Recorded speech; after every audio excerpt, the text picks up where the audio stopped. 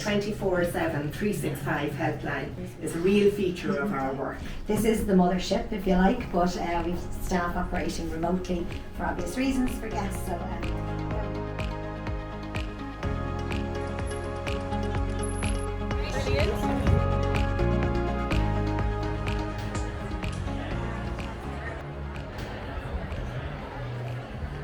My name's Anne-Marie Gill and I'm here representing the board of the Dublin Rape Crisis Centre, welcoming you all here tonight. Just to say, the mission of the Dublin Rape Crisis Centre is to heal the harm and to prevent sexual violence. And I suppose for years the centre grew from the pioneers that set it up at the very outset, who got together to heal the trauma, to support women who had been raped and sexually abused. But over the last number of years, we watched the numbers grow exponentially, I suppose, to some extent, and wondered around the table what we could do about it. How could we stop it? And I suppose at one strategy session, we asked ourselves, well, what would our dream be? And our dream was actually to shut down the centre, that there would be no more need for it, that sexual violence and rape would disappear. And we began the conversation as to how that might happen. So the whole issue of consent and people consenting to, intimate relations began to grow, and we decided that we wanted to create a national conversation about it. So I think it was just before COVID, we met in Macreddin House. Was that about 5 or 6 years ago? Yeah. We had a meeting and a sort of a think tank. And out of that grew the consent campaign that we now have kicked off this year with a fantastic team within the Dublin Rape Crisis Centre. So the purpose of the consent campaign is to create a national conversation, a series of conversations all around the country for all people of all ages, of all genders, of all races, of all creeds, to begin to discuss, what boundaries we need to put in place, what permissions we need to begin to seek. So the consent campaign kicked off in March, and they're doing some amazing work with some amazing data already gathered. So we also need to focus, in creating that national conversation, we need to focus on what sparks these conversations, particularly in the media, and look at how these conversations are represented in the media, in terms of what we see on the stage, in film, on the screen, to help us understand others better and ourselves, and through that understanding to begin to create spaces where we can have the discussion about consent in a fairly safe environment. Tonight we're delighted to have with us here a fantastic panel. I think that's probably why you're all here. We have such an auspicious panel. So we have, and I'm very, very grateful to you all for being here tonight. I'd like to thank Roddy Doyle, Ita O'Brien, Sarah Gilmartin, and Lenny Abrahamson, whose own depth of understanding the issues have brought their understanding into their medium and into the conversation and sparks more conversation for us. But I really want to thank the incredible team in the Dublin Rape Crisis Centre, who are just absolutely brilliant and put unbelievable commitment and work into everything that they do. Thank you.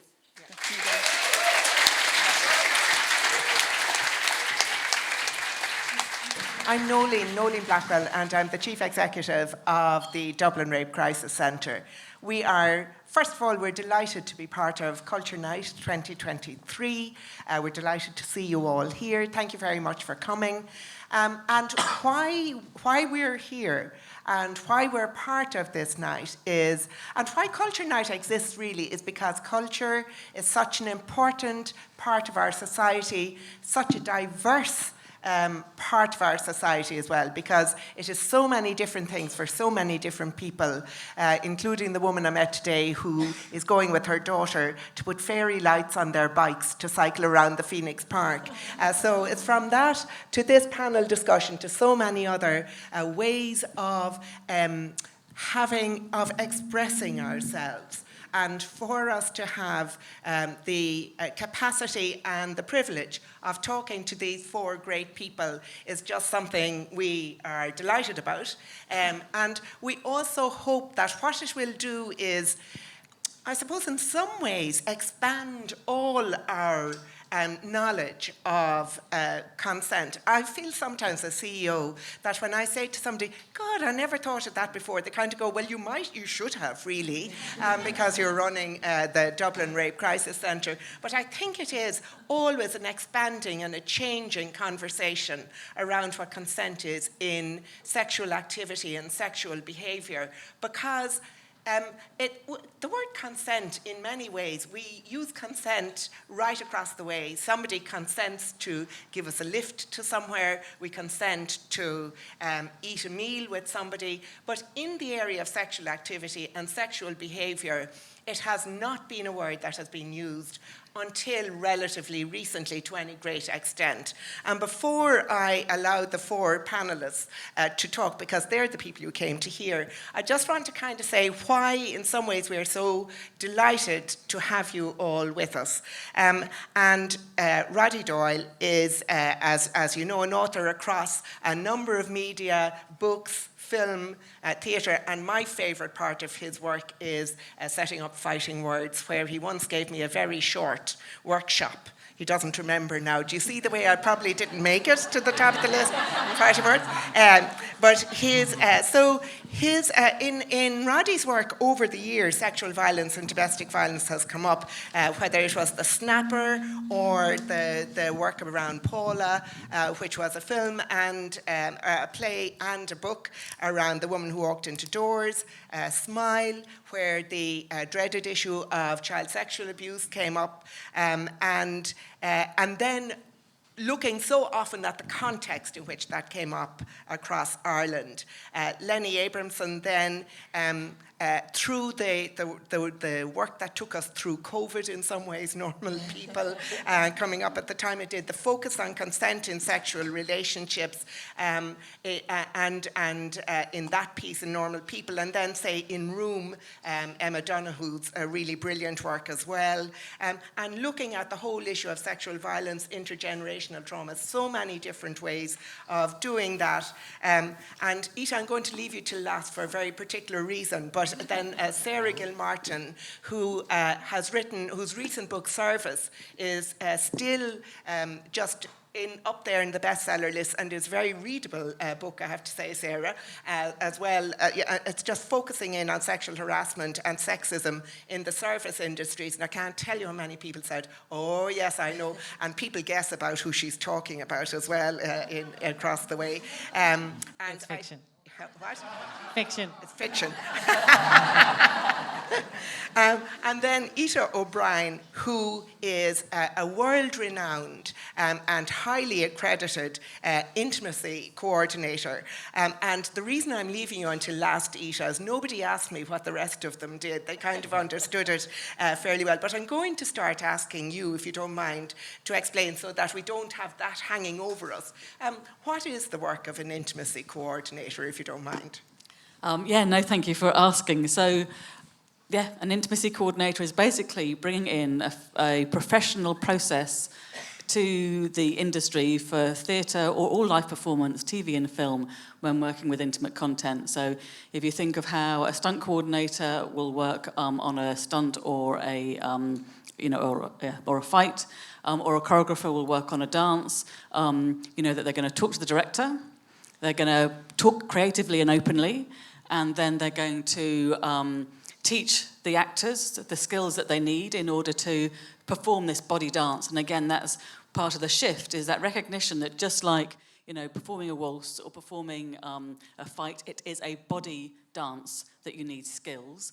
And then we're going to be checking out with the actors, what are they comfortable with? What is within their agreement and consent in that open communication and transparency? So what is okay for you regarding where you're happy to be touched on your body, what degree of nudity you're happy with, yeah, and what degree of sexual content you're happy to perform. Yeah, and you listen to the actors, and then once they're given their requirements, and I shifted it to that positive word of what are your requirements, rather than that could be considered negative of what are your boundaries. Tell us your requirements. Tell us openly and freely so that you can actually be the freest artistic person that you want to be, and then we'll work with what is in your agreement and consent, then in honour of the director's vision. And it might mean that the director wants a shower scene where they're seen in the shower completely naked, but they're saying it is not in my agreement and consent to have naked buttocks. So we find how we shoot that creatively. So you can shoot it with water cascading down the shoulders, you can see the water dribbling down the leg, their boundaries are honoured, you're getting beautiful physical storytelling, you're honouring the director's vision, and everybody is actually able to be more open, more creative, more exciting in creation of the intimate content. Yeah, and that was what you did with Lenny in Normal People, right? So Lenny, how did it occur to you to look for an intimacy coordinator, say? Well, I think when we set out to make Normal People, it was very obvious to us from the beginning that this question of how to handle what was like a very kind of, where sexuality and sexual intimacy were such deeply kind of central parts to the novel. And I didn't want to do a kind of coy, sort of let's allude to it but not show it. I wanted to be able to show what was happening between these two people in a really truthful way, and still do that in a way which wasn't exploitative, either prurient for, or titillating for the audience, but also safe for the actors. But we didn't.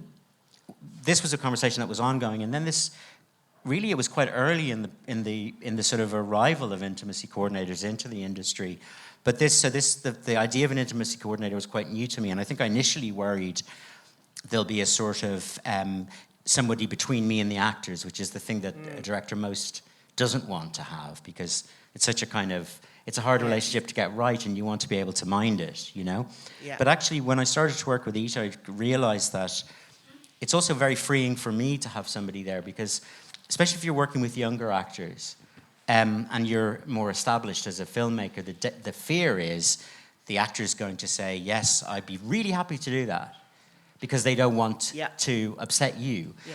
And then what happens is, because I don't want them to be put in that position, I would hold back on the danger is I'd go, do you know what, let's not even go there. Yeah. And actually, when you set up a situation where you can talk really honestly about, like, what are the images we want to create?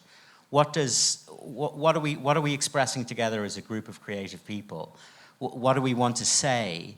Then, and even that kind of Ita's conversation about choreography is a really good analogy, because what you're saying in a way is, look, if you're making a painting of nudes, if you're using a model, the transaction there is about, like, how do you hold yourself to express that idea, or that kind of sense of flow, or that kind of visual, that statement that you all feel you need to make. And then all of us as artists, the actors using their own body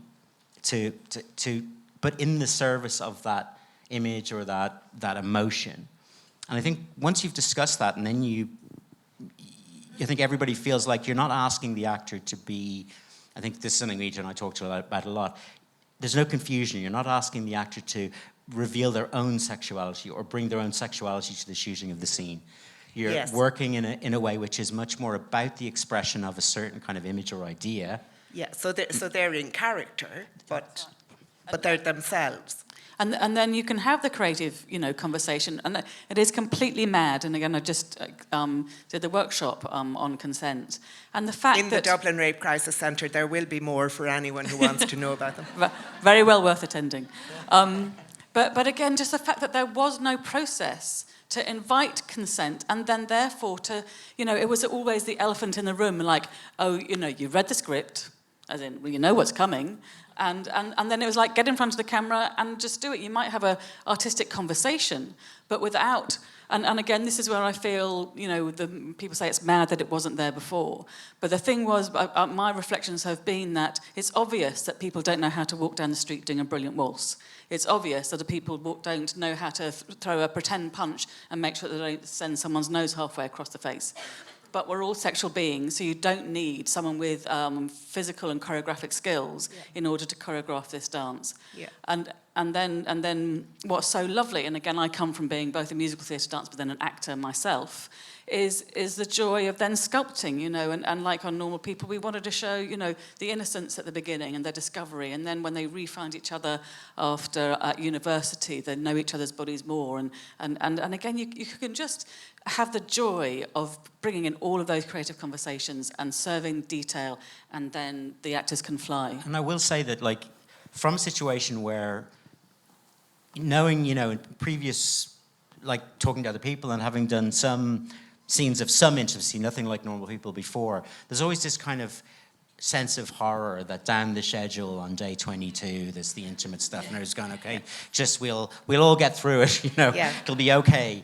And there's just that sense of awkwardness and embarrassment every way. Crew, and crew needs to be kept safe as well.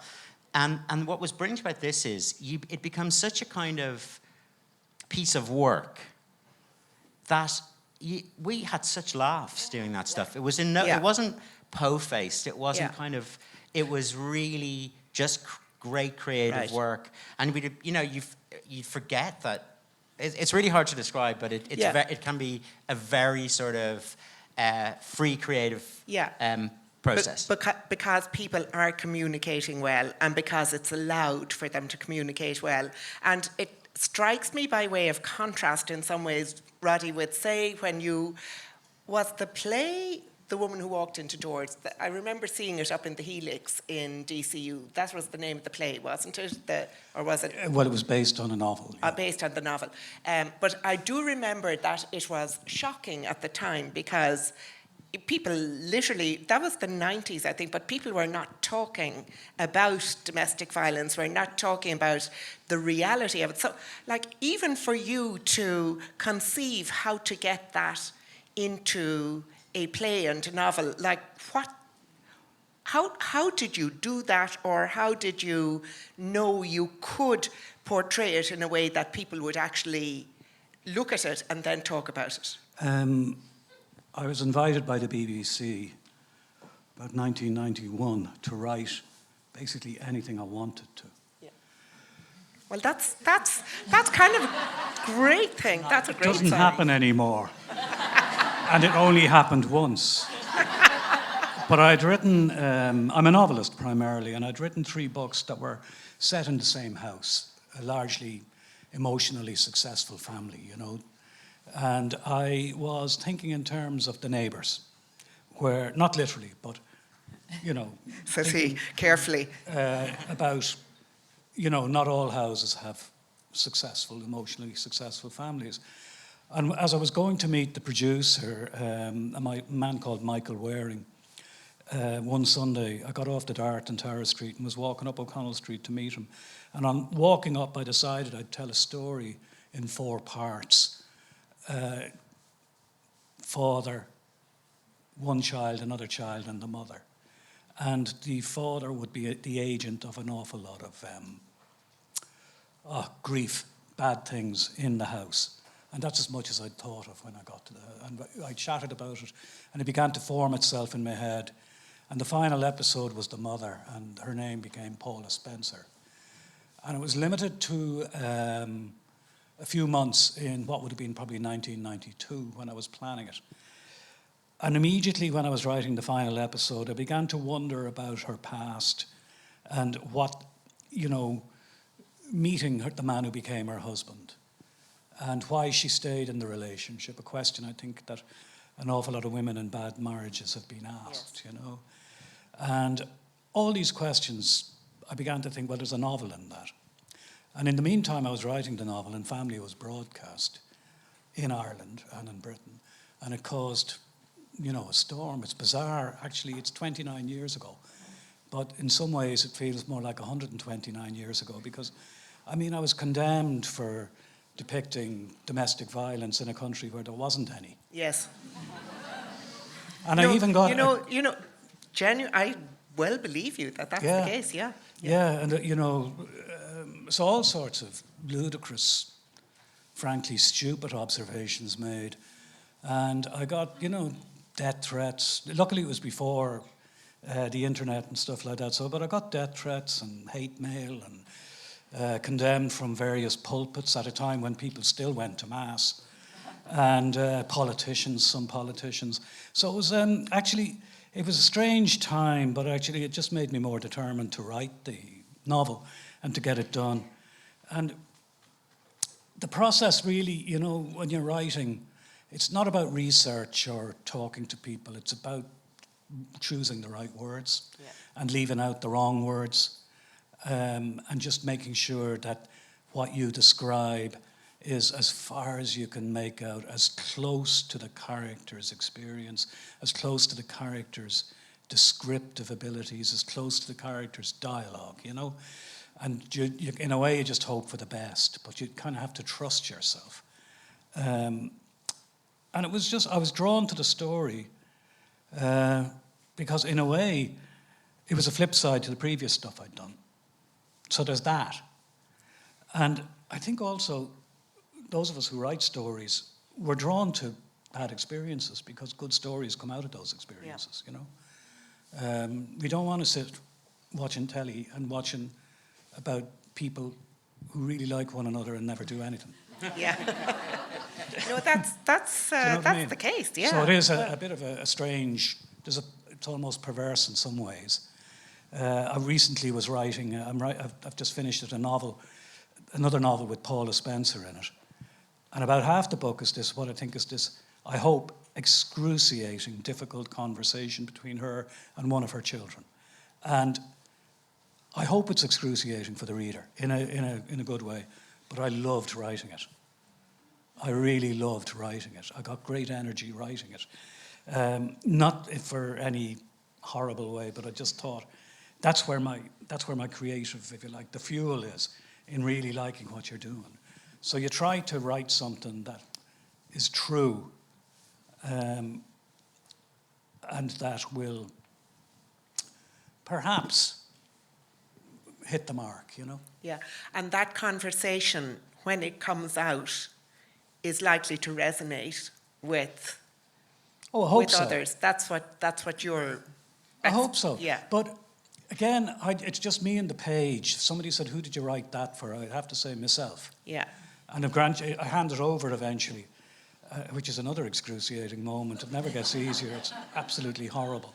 But I don't have any great... I wrote and Lenny would have read the script as well, a film script called Rosie, about a homeless woman, 24 hours or thereabouts in her life. And, you'd hope it would have an impact on the housing problem. It's worse than it was when Rosie came out. But I mean, you can't necessarily solve it. But I suspect that going in to write something like a novel or a play, or with the general point you want to make, you're going to create bad art. So the character is the thing. So it wasn't when I wrote Family and when I wrote The Woman Who Walked Into Doors, I wasn't writing generally about domestic abuse. I was writing about the victims and the agent, if you like, for want of a better word. They were real people, and I had to do that. And that's really what Lenny and Ita were talking about as well, reality. Getting to what is real in the thing is what allows the conversations to happen.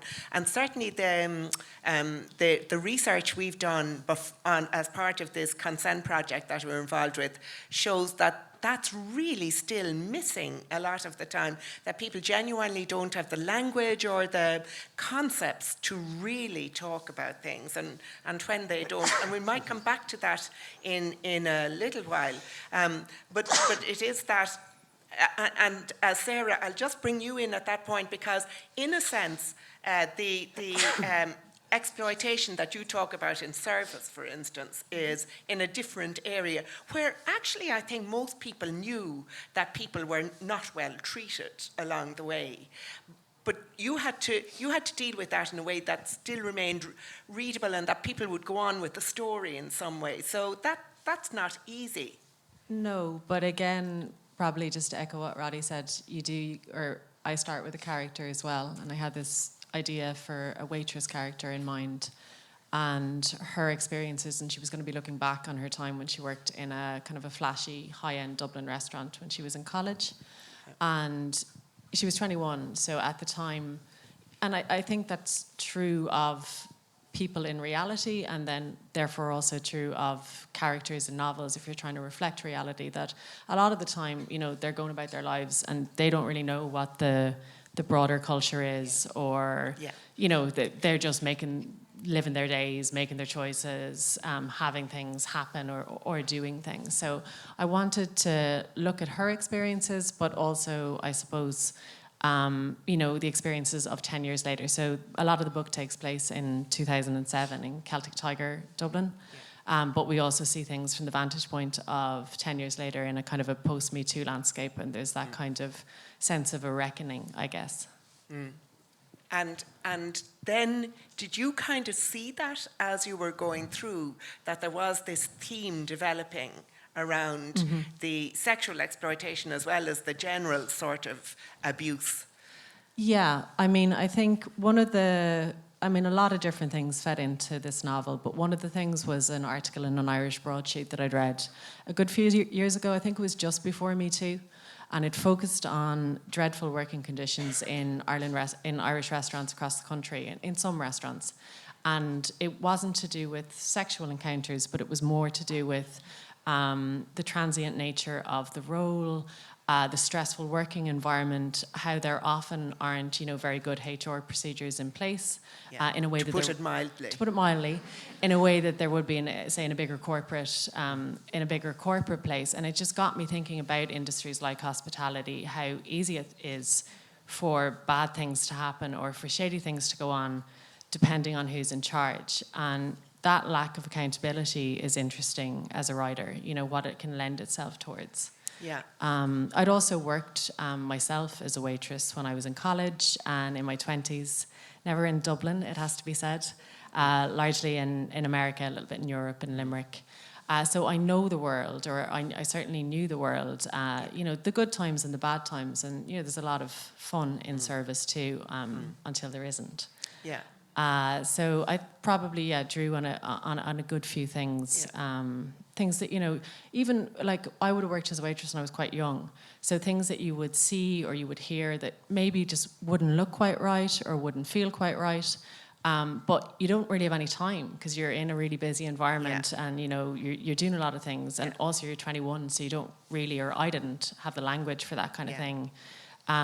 You know, to say stuff, but also even the language in my own head, it was just more of a sense of a mood or an atmosphere. Yeah. So and actually, though, picking up on the point you made about sort of people getting on with their day, that is the truth for most of us. I think that we have enough to do to get on with our day, and particularly if you have an issue like insecure housing or poor pay or, you know, trouble within the family or something like, people get on. But you also referenced Me Too, and I wonder, just in general, if I can just throw the question out, we felt that Me Too made a difference to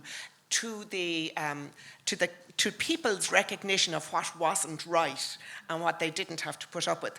Do you have that sense as well? And I wonder, do you think, has it lasted, or are we nearly post-Me Too in some ways?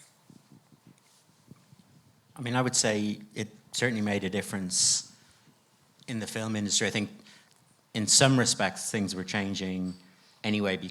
I'm thinking about, you know, the experience of being on a shoot and working with a crew, like over the last, since I started, which is, you know, making small things 30 years ago, making first feature 20 years ago. It is much less male dominated as an environment now. There used to be a very kind of oddly demarcated gender distinctions between different departments on a film set, and that you can still see the vestiges of that, but there are far more women who are directors of photography. The camera department isn't anymore what it was, which was this tended to be a very macho kind of, very like bantery, and you know, I'm not, like, this was just a culture thing, and there were really good people working in lots of camera departments. It wasn't that, I'm not sort of saying everybody was awful, but there was a kind of machismo there, and there was a kind of, probably a little bit of a, you know, even a sort of hazing culture when young trainees would come in. And so when I started in the film industry, that was definitely stronger than it is now. And then post Me Too, I think a lot of people just realized that the kind of aspects of the culture and the conversation and the language on the floor when you're shooting just couldn't sustain. And you saw people who fully, really joyfully embraced that, and then you saw lots of people who didn't kind of know why they couldn't say the things that they used to say anymore, but just knew they couldn't say them. And actually, I think that's a step forward. I don't care. It's like, you know, blokes going like sort of just, you can see there's something stepping in.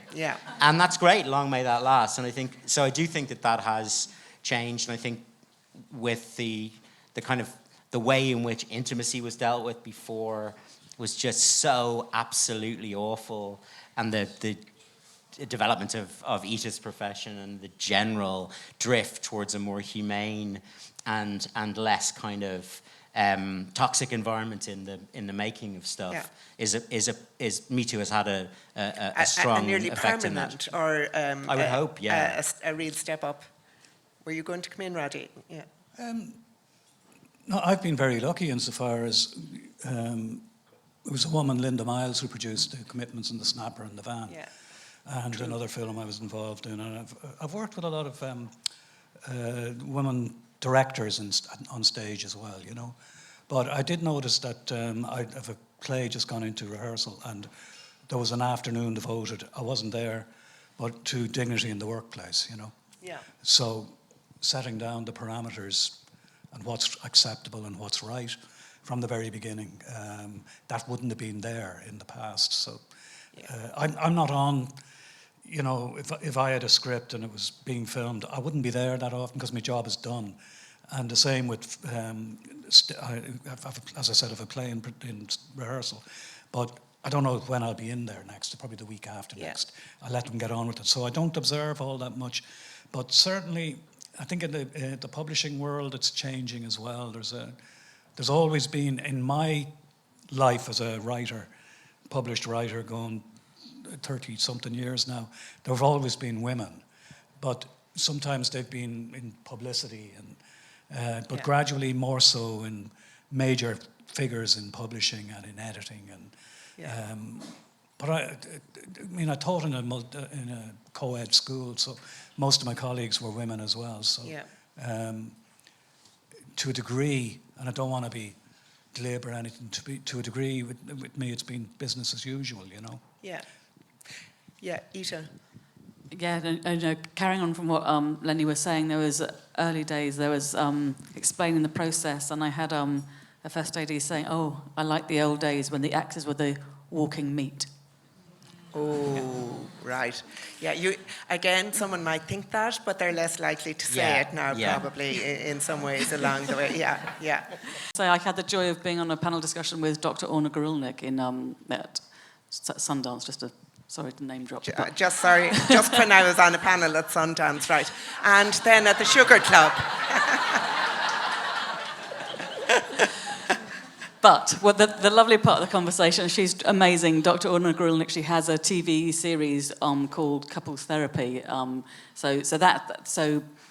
Which in itself is really incredible because she is a therapist and it's real life couples. So she's very aware, and what we talked about was the frame. You know, the frame that you're creating within, how you create the work, and then the content of the work. And of course, that's what we're talking about. And it really has been incredible.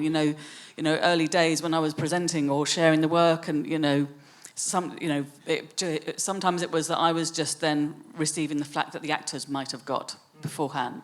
But gradually, it really has changed. And again, it's changed because producers know that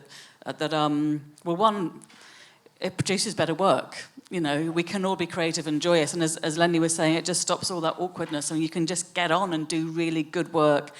And then really, then the reality again, we're working with couples therapists. Lindsay Blair is one of the ladies that I've been working with, who's teaching myself and my practitioners about the anatomy of arousal and the anatomy of dysfunction. Yeah.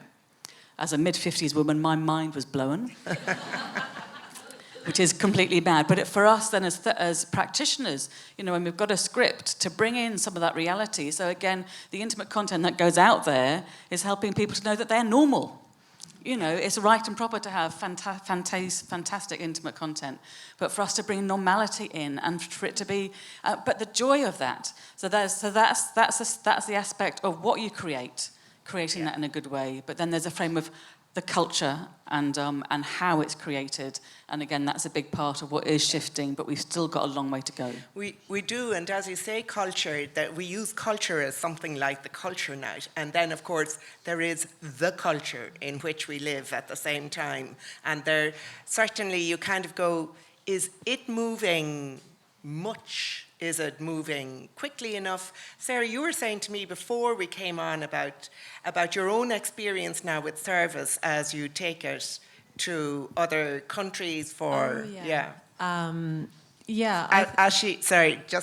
as Ita dropped Sundance, I'll drop for Sarah in case she's afraid to, when she was thinking about the French rights and the Italian rights to her latest book, The French haven't sold yet, but you never know. I think that there has been a big shift, to go back to your Me Too question, in that there's more an awareness of power dynamics and how those dynamics can be abused.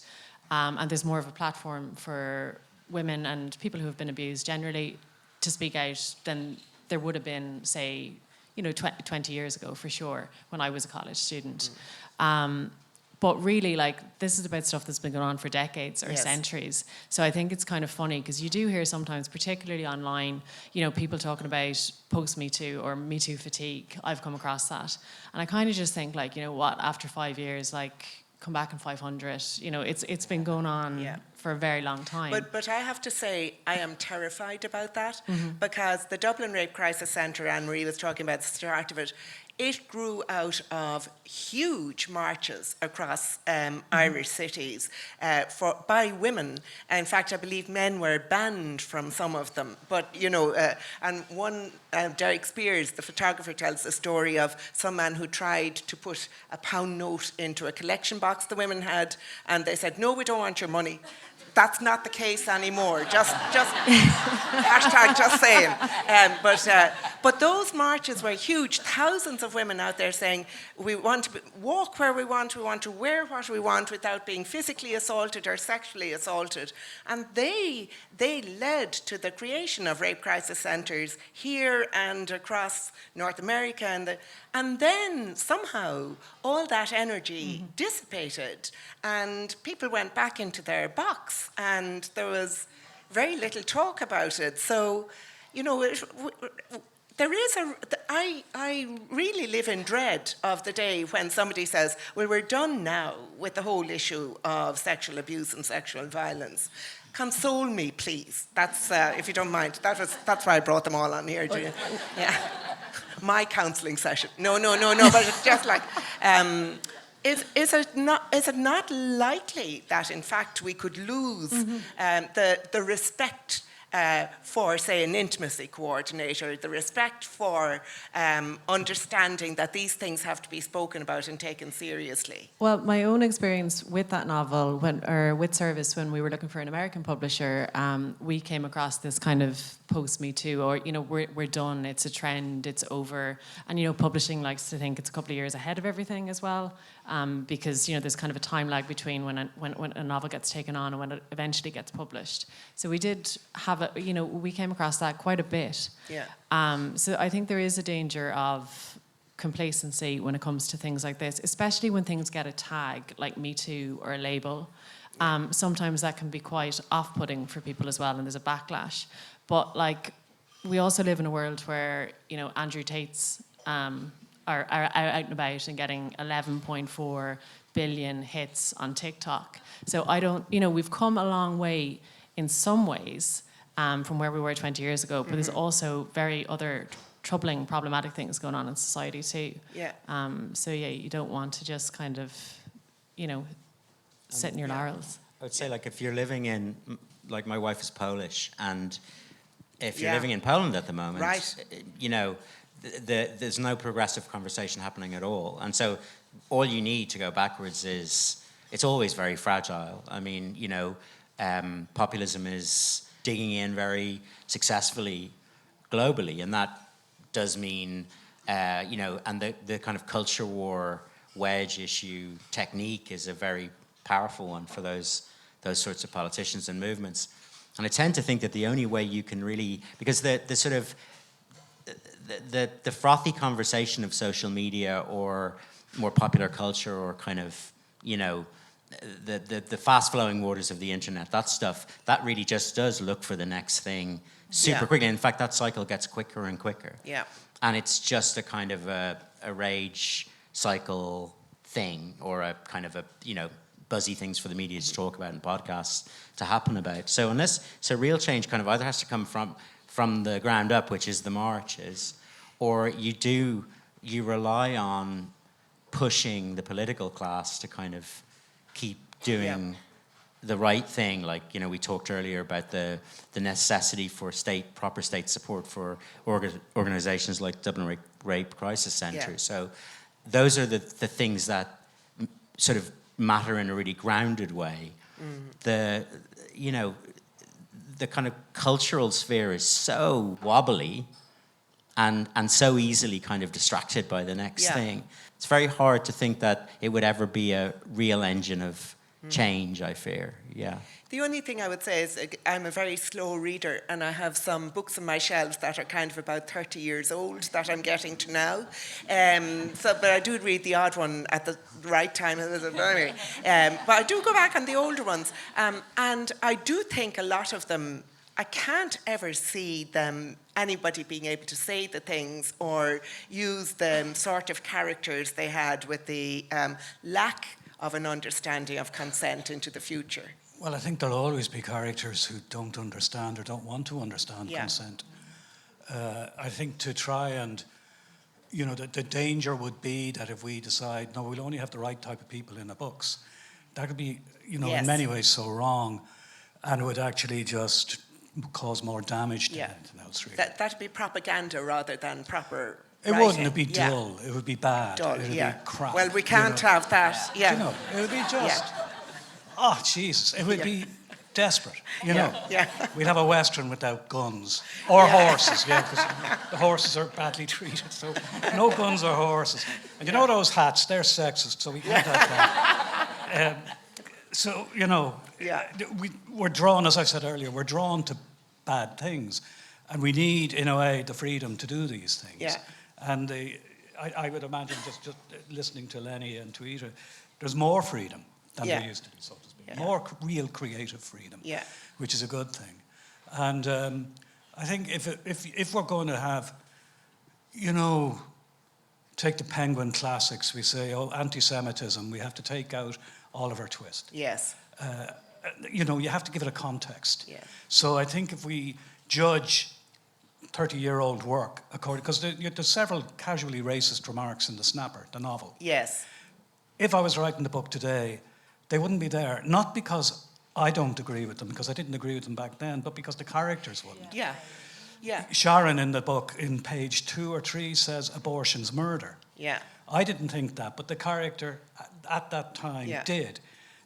If I was writing it today, she wouldn't say it because she wouldn't believe it. Yes. You know? Yes. So these things change. That's really change. interesting, But I think, you know, just watching, if we're looking at, if we want to think, are we witnessing big history there? I think women's football is one of the biggest stories. Not just what's going on in Spanish football, but the fact that increasingly people like myself who've loved football all our lives, we know more of the players. Yes. We're keeping an eye on the female version of the clubs we support. Yeah. Watching the football when we can get it. We are horrified by the behaviour of some of the Spanish people. But the only way to keep that going is to support it. Yes. You know? And that's where money comes in, and putting the money in the right way so that girls can play football in the exact same way as boys do. Yeah. You know, but I think it's a huge story, and it's a I would say, largely optimistic story. When you see a team from Morocco playing in the World Cup, for example, you know. Yes. That's an amazing experience. That's just amazing. It's absolutely amazing to see that. So it's a huge story, and it is a huge part of our culture. Yeah. You know, and it's not just a man's world, and you know that's the whole point. Yeah. You know, so it's a huge football, sports generally, but football is a colossal part of our culture. Yeah. And if you like, there are doors opening now. Yeah. They should have been open all along, of course, but they're opening now. Yeah. I actually think it's really dangerous to like kind of say, oh, we should, write over them or change them, because then you forget history. You forget how things were at a particular time if novels are supposed to be reflecting what's going on in reality. And we need to remember that, because if you forget history, I mean, that's how things get repeated very easily. But with your question, I think maybe, I don't know, I can't say generally, but to talk about service, there's multiple perspectives in it, and they're different ages and different genders, the characters. So there's 3 narrators and their perspectives are equally weighted. And one is the waitress that I spoke about, but then one is the Michelin-starred chef, Daniel Costello, and he's in his late 50s, and the third narrator is his wife. So you see their shifting perspectives on these topics, and also over time, over kind of a period of, I guess, 20, and then maybe going back into the marriage, maybe 30 years.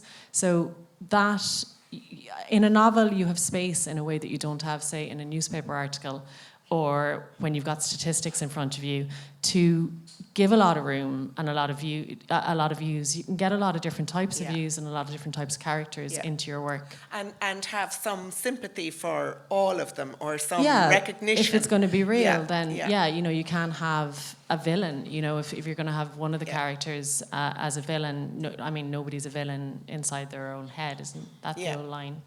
Yeah. Unless you're Richard III, and then absolutely you're a villain inside your own head.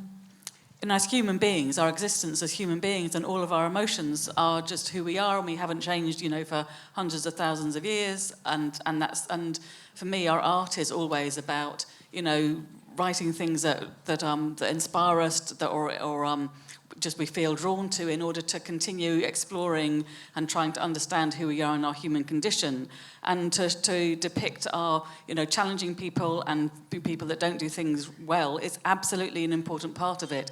So, for example, my work on I May Destroy You, the incredible Michaela Cole, about, a moment of her drink being spiked, and then the subsequent violence that was, performed on her, but then taking that moment, also, I'd say, and then her exploration of all different, qualities of consent, and again, nobody is right or wrong. Again, somebody who was violated at one point, then goes on to do something that is equally questionably in the grey area. That's right and proper. Yes. And we need to keep doing that. And of course, if you look back at, say, a Carry On film done in the 70s, the films that we see, they represent as much, or anything that you repeat, like, say, a production of Macbeth, it tells you more about the culture at the time that it had been made.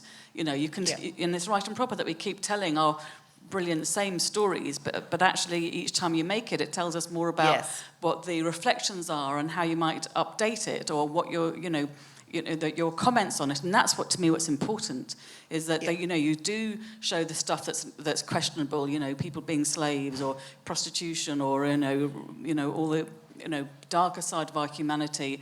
But how are we responsible? How do we make it, knowing that we've got something that there's a message to be told, that there's something that's trying to be enlightening, and and again, the frame of how you make it. So part of that we're now bringing in.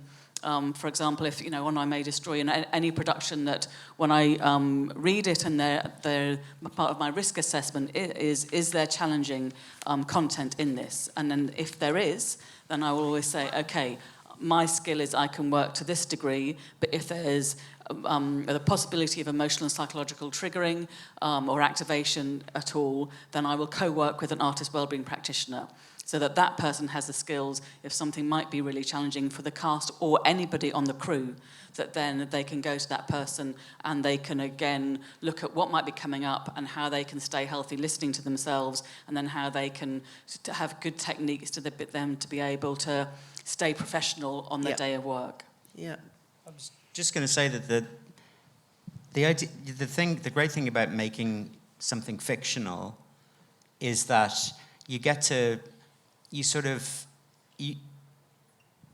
get, like, I was thinking about, my film Garage involves a character who does something which, described simply and, say in a tweet, would condemn him to, absolute, to be outcast forever. You know, he shows a porn movie to a kid and he uses a racial slur. Yes. And it's, but I don't think anything in the movie says that that's a good thing to do. What the movie does is looks at that event, it has the luxury because it's not a news report or it's not, or we as viewers are not the victim at that moment, nor are we the perpetrator. It gives you this kind of space to let that resonate in the round. And the hope is that the real test for me is there compassion in the intent of this piece of communication to the audience?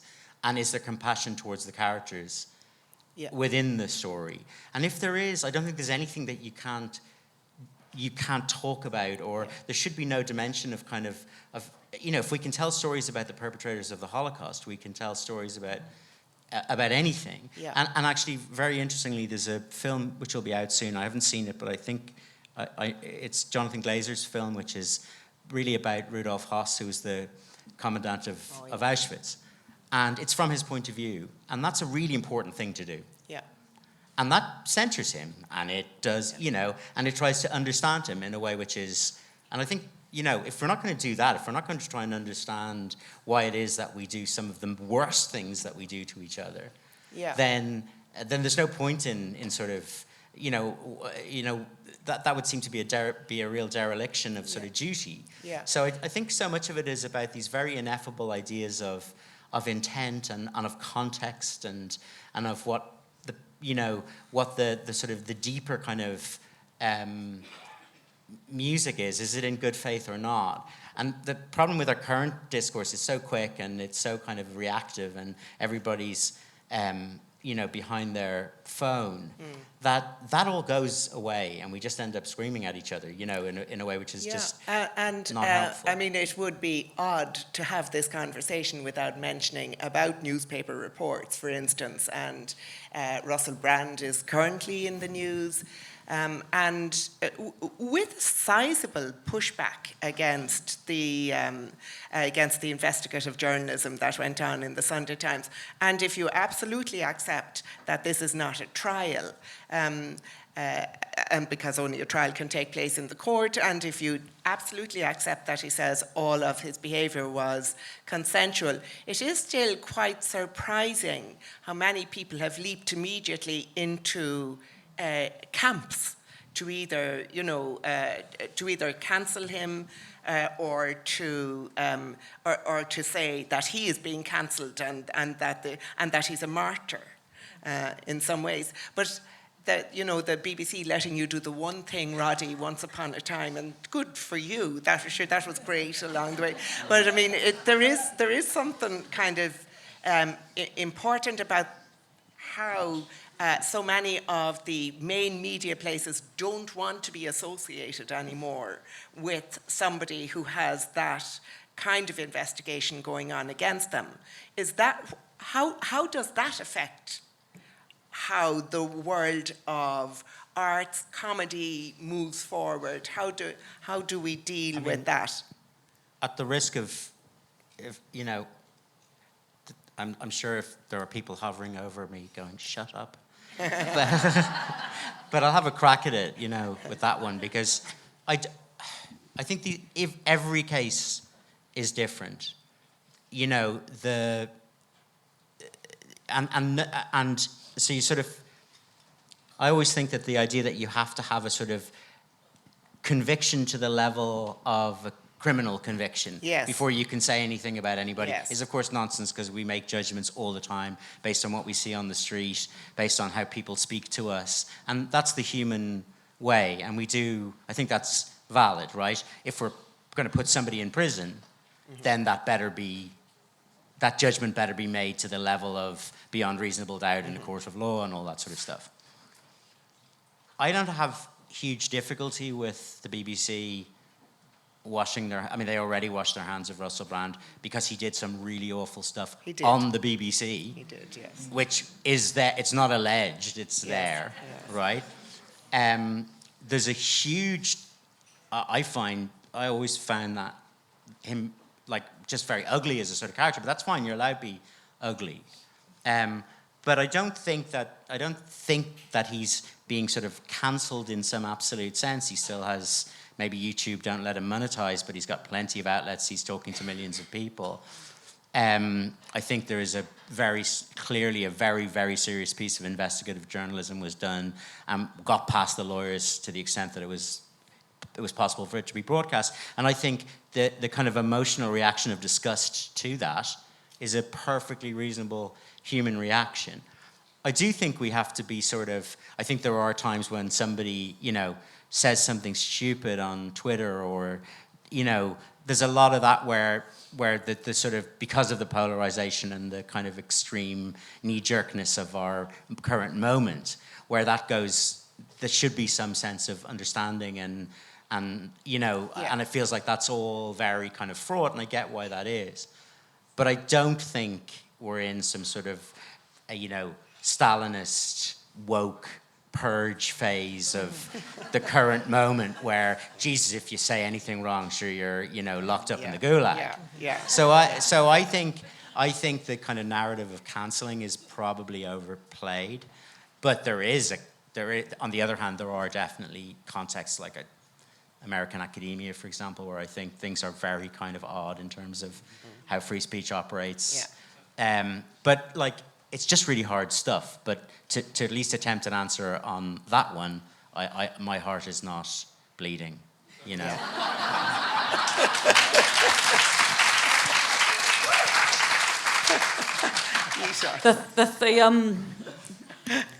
For me, the issue is, and this really is part of, what I would hope would still be the positive effect of the ongoing Me Too. The issue is that it's still really hard for someone who has been the victim of the grey area or of a complete assault in order to come forward at the time and to be listened to and heard and treated with respect, and that person who has been the victim to not actually be further victimised somehow in the process of them trying to call out what's happened to them. And that is the problem still in our society, that this is an historic thing, that people were silent and didn't come forward at the time, and then this investigative journalism has uncovered it all, and now it's a big moment. And there's other people as well, very recently, who have been part of this, been outed. One of the really positive things from Me Too was the industry said, we cannot turn a blind eye any longer. We know all these people who are doing these things, and now we can no longer turn a blind eye, and now we're writing our codes of conduct, and then within those codes of conduct are, and if anything goes wrong, this is the person to go to, and you will be treated with respect. But the thing is that people are still afraid to come forward. What a lovely colleague, a lady called Jules Hussey, along with her colleague, have created what's called the Call It app. Which they're offering, I don't know if you know about it, to, this is it, you should do for any TV or film, that is part of what the producers put in place, and every single day, everybody on the whole of that production was it a good day? Was it a green day? Was it an amber day? Did something happen that wasn't quite nice? Or was it a blimmin' red day? And that helps the culture that's inviting people every day. And so the producers are doing an overall arc of making sure that there's a healthy and positive culture on their production. And overall, if you're going to have, the idea of consent, and if a consent's broken, both in our industry as well, so first of all, those codes of conduct, and then saying, and come forward. Well, that is the same here, and we work a little bit with the arts here. We work with the people who are setting up comedy safety standards, people in traditional music and that, fair play people who have come out and said, we cannot call this out for a whole lot of reasons. We won't get work again, we won't work in the place, we will be seen as the troublemakers, we just won't be part of the community anymore. So these remain problematic. But I also think it's important to remember that in this area, people may decide when they're able to say something, or when it's reasonable for them. And if I had a tenor the fundraiser did ask that I mentioned that the Dublin Rape Crisis Centre is accepting funds from anybody on a regular basis, and that we're badly in need of money. But if I had a tenor, since the Russell Brand thing started even, where the number of people who've said, why didn't they come forward sooner? Or why are they only coming forward now because they're jumping on a bandwagon? You know, and just absolutely not understanding the context. I would actually, well, I wouldn't be a rich person because I'd be handing it over to the centre, but we'd be better off and we'd be able to do a bit more, because it's just still one of those things that's really hard to do, is to call something out. I was just, the Romeo and Juliet incident with, I'm terrible at the names, Leonard Whitney and, help me out. And Olivia Hussey. Thank you very much. I never know Olivia. names. I must be learning. That's great. But it's just been thrown out, and the fact, you know, it does sadden me, and obviously I haven't looked into the detail, but the fact that they had the bravery to finally come forward, and again, it is that thing, as you shut up, you put up, you shore up. And then it's not until you're given an opportunity very often, if something has happened to you that actually has overstepped your boundaries, that then, you know, and very often it does come with getting older and having more confidence to step forward. And every single time that a case like that is brought forward, then it's not, well, I can't speak about it, but that's the truth of it. The case has been thrown out. But they were so brave in coming forward. Yes. And for me, there's no doubt that there was, you know, an abuse happened. You know, in them overstepping their boundaries, and nudity happening that they were assured wouldn't happen. Yeah. Well, one of the things I will remind people about, and this is something that people would have seen on the way in as well, is we recognise that the latest research says that more than 1 in every 2 women, so 52% of Irish women who were surveyed in Ireland, and about 30% of men have suffered sexual violence in their lifetime. I'm glad to see Hannah McGee here in the corner, who did a similar survey 20 years ago called the Savvy Survey, showing that these are very prevalent violences and harms in our society. And talking about them can be hard on people. So just to remember, there's a service always available, a national 24-hour helpline that we run on behalf of the state, 1-800 77 88 88, a web chat during office hours so far, but we'll be extending it. But just to say, if anybody does need a little bit of support after this, call the helpline if you can, or whenever you feel you need it.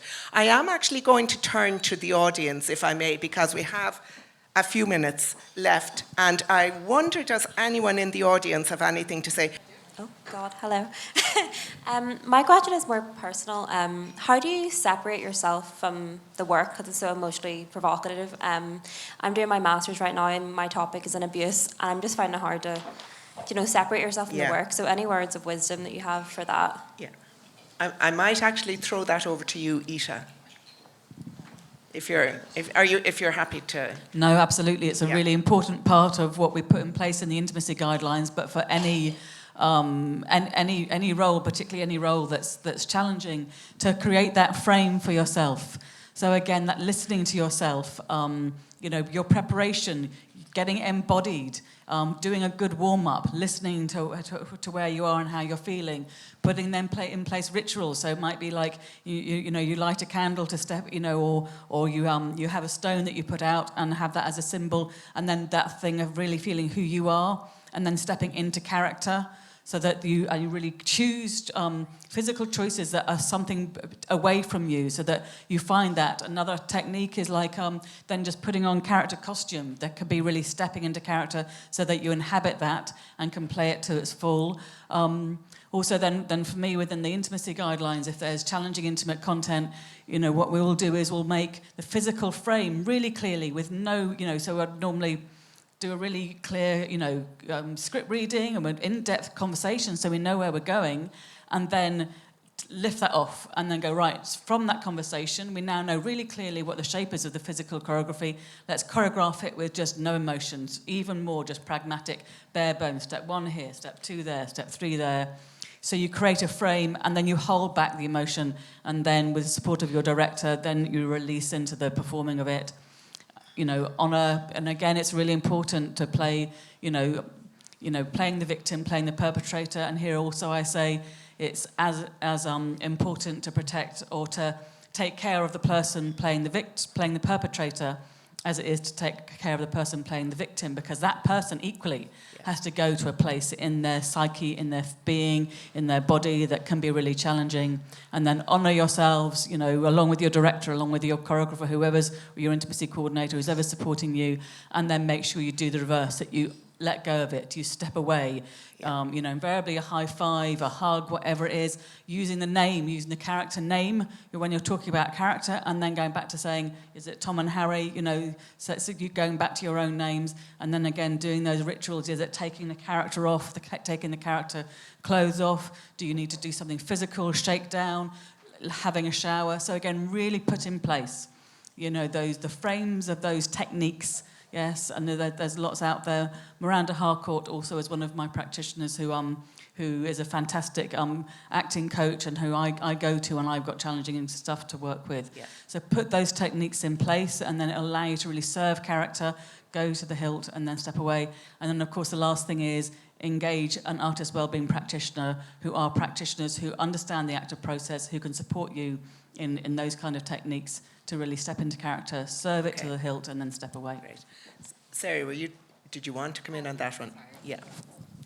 Yeah, that's actually really interesting just to listen to that, because as a writer, you don't really, nobody tells you those things. You spend an awful lot of time in your room, on your own, at a desk, and there's no, I obviously been in a film, it's a lot more of a collaborative process.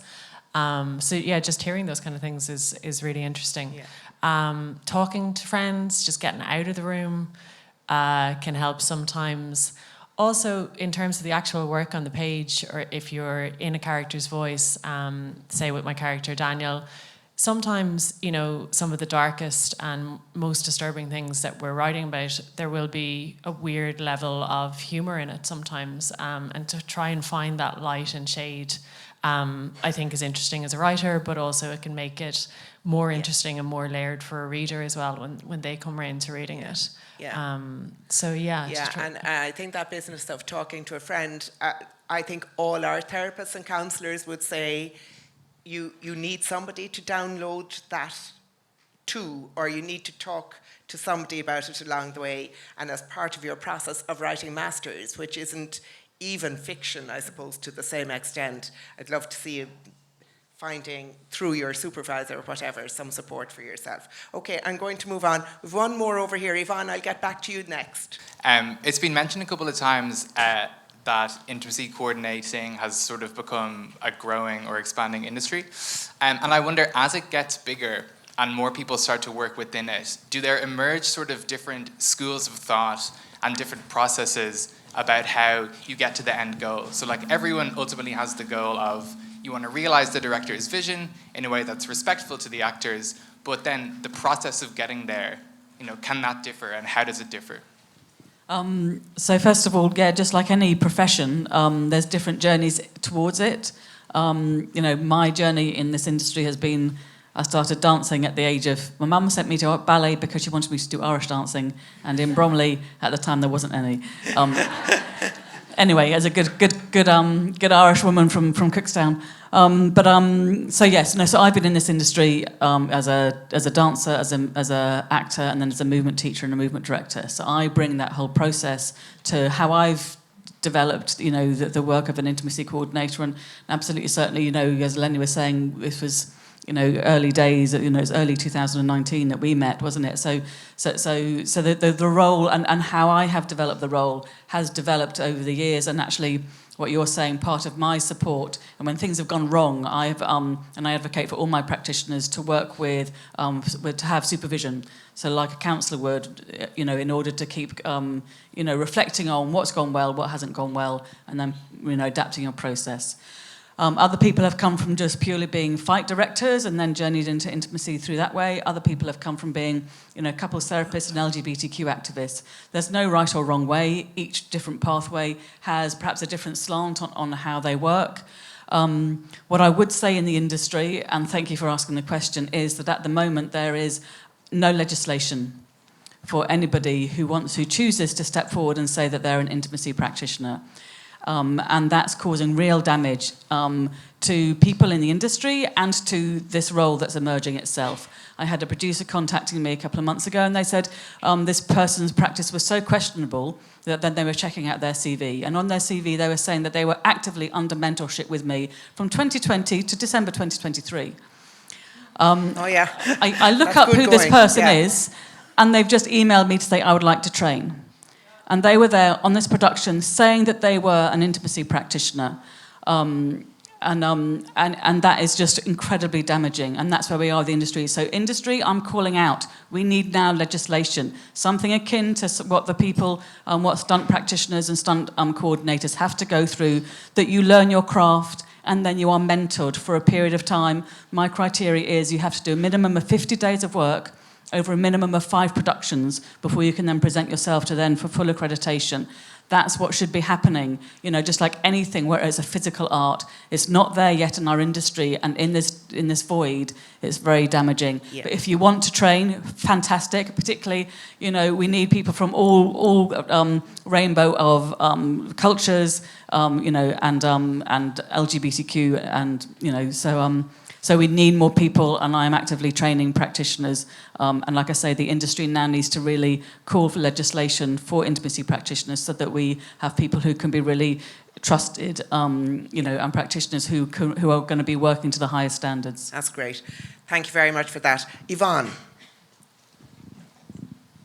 Hi. I'm thinking of examples in the past of the arts being intentionally used to persuade or to influence society, and it was really interesting what Roddy said about that putting a message in makes it bad art. And I was wondering if the other panelists would agree that you must resist putting a message in, or if it, you know, or if, like for Roddy, if you were feeling disgust at the housing crisis, or you know, that message from the creator, would that never make its way into your work? Or just if you had anything to say about that. No, speaking personally, when I start writing a novel or whatever, I get to know the character, and I have to stay within the world created by the words of that character.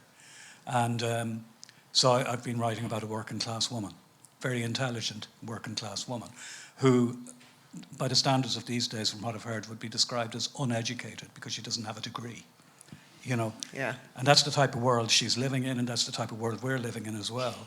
So I can't actually superimpose something that I think on top of her. Now, there are loads of stuff that probably, if she existed, we'd agree with, but I'm limited to her, and I'm. This sounds daft because she doesn't exist, but I'm faithful to her, you know. And that's where the story is. So for me to start, I think if there's a message at all, it's an observing what she does and what she reacts to and what happens to her and other people around her.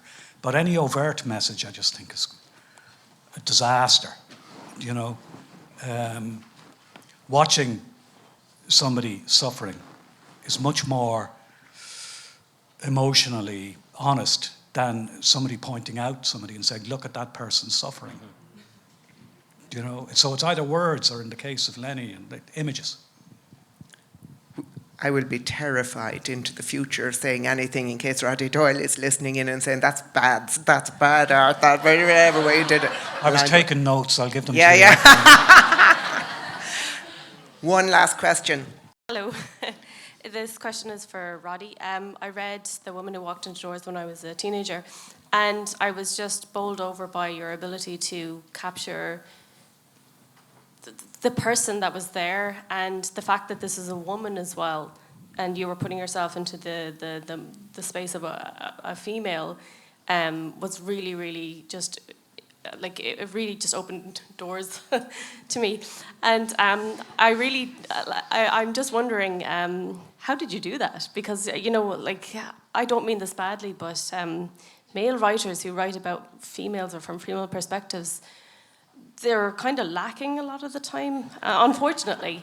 And I just think you're amazing. Like, I don't know how you, everyone agrees with it. Like my goodness.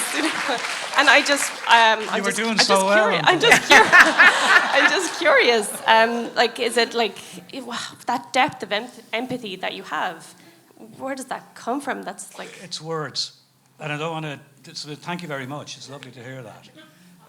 But just to give you, it took me 2 years to write the book, which isn't a very. When you're writing a novel, actually, it's not a very long time. You'd like to think it's average. Sometimes it is. Sometimes, but it's not a shockingly long time. But the bulk of what I wrote in the first year ended up in the bin because I didn't know the character. But I began to choose the words. It's all about words. It's not about. I don't want to dismiss the word empathy, but you can have empathy up to your ears and still write crap. You have to be cold in many ways when you're writing, not warm. Because you're throwing away words, you're throwing away happy endings. You're going to confront that woman with the horrors, and it's all about the words, choosing words, and there is the challenge as well. One of the reasons I did it because I am a man, and I just thought, well, I want to do something different. I've always tried to do that, do something different, take it from a different angle. That's the challenge, So I just thought, well, I want to have a stab at this, see if I can do it. Because when you're writing for the screen, when you're writing for the screen, not on the screen, but when you're writing for the screen, you're always somehow a good distance away from the action, so to speak. The instructions are very sparse.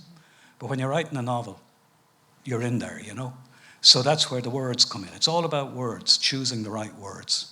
Yeah, thank you very much. I was actually asked, would I ask that question? And I totally forgot. So thank you very much for that as well. So, but it's a really good note to end on, I think, to end this discussion. I do just want to say a huge thank you to Ita O'Brien, to Lenny Abrahamson, to Sarah Gilmartin, and to Roddy Doyle. Thanks a million.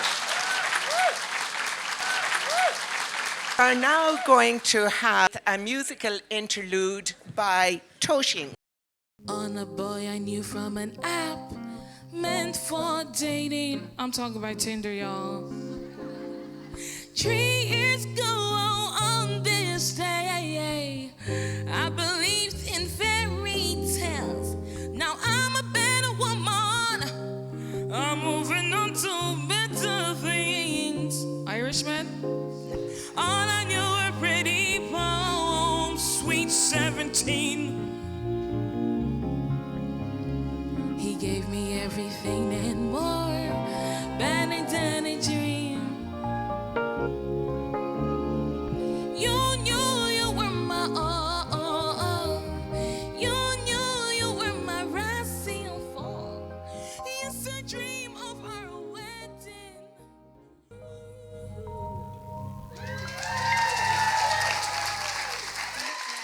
Thank you so much. Y'all are so kind. Thank you.